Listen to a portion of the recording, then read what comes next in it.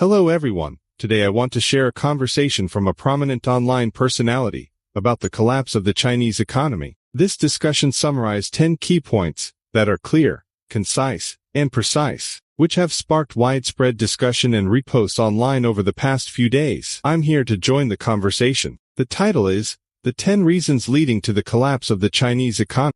The 10 reasons leading to the collapse of the Chinese economy. Reason number 1. The current Chinese government has significantly increased foreign aid and led to the world believing that China is very wealthy and has reached the economic level of developed countries. As a result, the most favored nation status was withdrawn from China, causing Chinese goods to lose their price competitiveness globally. Reason number 2. The current Chinese government incites the people to be hostile towards other countries, deteriorating the business environment for foreign enterprises in China. The writer here particularly refers to numerous anti-foreigner incidents in China in recent years. The so-called patriotic people, especially young people who are often called the Little Pinks, smashed Japanese cars, disrupted Korean-owned supermarkets, and so on. Reason number 3. China does not adhere to the World Trade Organization, WTO, agreements, breaking promises and causing the world to lose trust in China.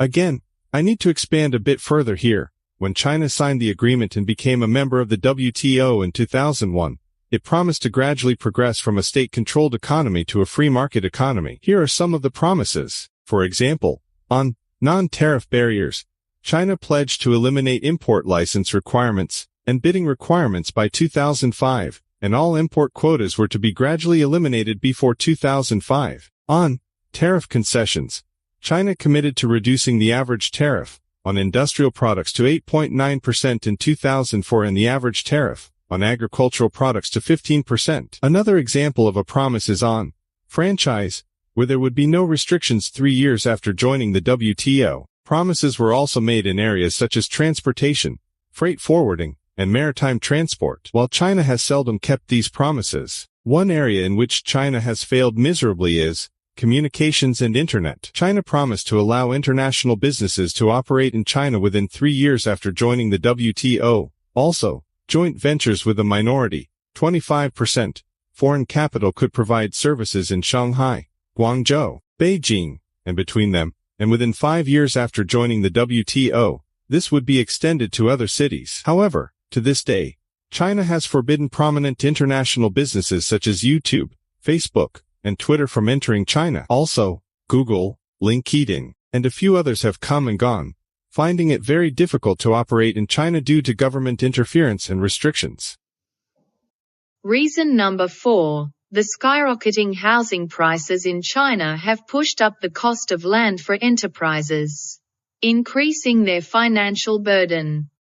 Reason number 5. The internal placement of party branches in enterprises interferes with the normal production and operation of businesses. Allow me to explain here. China passed the Company Law in 1993, requiring all Chinese companies, both foreign and domestic, to establish party departments. Companies have to employ a team of 3 party members to form a Communist Party branch unit. However, many private companies are too small to comply. As of 2021, about 48.3% of private companies and 92% of China's top 500 companies have party branch units. At the same time, China's cybersecurity law requires all companies, including foreign ones, to hand over data to the Communist Party. This raises real questions about data security and customer and employee privacy. According to a list of 1.95 million Chinese Communist Party members leaked to the Interparliamentary Union, companies and research institutions around the world such as Boeing, Qualcomm, and Pfizer are filled with Chinese Communist Party members, and they have all vowed never to betray the party. Reason number 6. Incompetence in transportation management and skyrocketing oil prices have led to increased transportation costs. Reason number 7. The chaotic and nit-picking environmental inspections have left production enterprises in a state of constant fear. Reason number 8. The lockdowns caused by the pandemic have isolated China from the world, reducing global demand for Chinese goods. At the same time, the Chinese government did not provide pandemic subsidies to its citizens, leading to a slump in domestic consumption.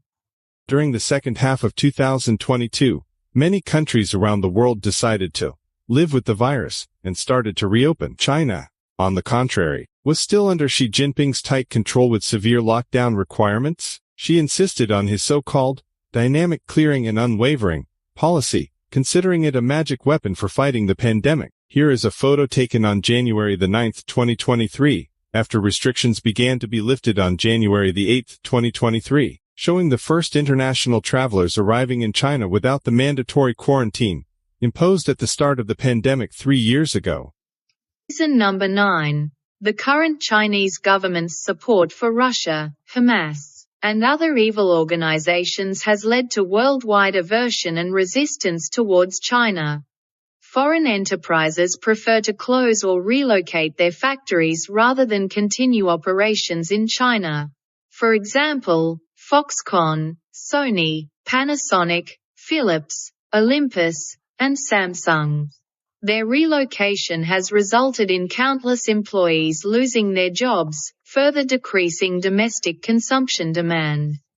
Here is one of the latest reports on China's economic downturn, which is causing foreign investment to withdraw. Bridgestone, Japan's largest tire manufacturer, announced in March this year the closure of its factory in Shenyang, leaving thousands of employees unemployed. Since last year, 10 world-renowned companies have left China, including Japan's Canon camera manufacturing plant, South Korea's Samsung TV manufacturing plant, Japan's Sony camera production line, Toshiba laptop production line, Nikon camera factory, the U.S. Amazon China electrical appliance platform, and the U.S. LinkedIn social network platform in China, the American Mint's China Software Development Center, and Japan's Astellas Pharmaceuticals R&D Center in China. These companies have transferred their industrial chains to Thailand, the Philippines, or back to their home countries, respectively.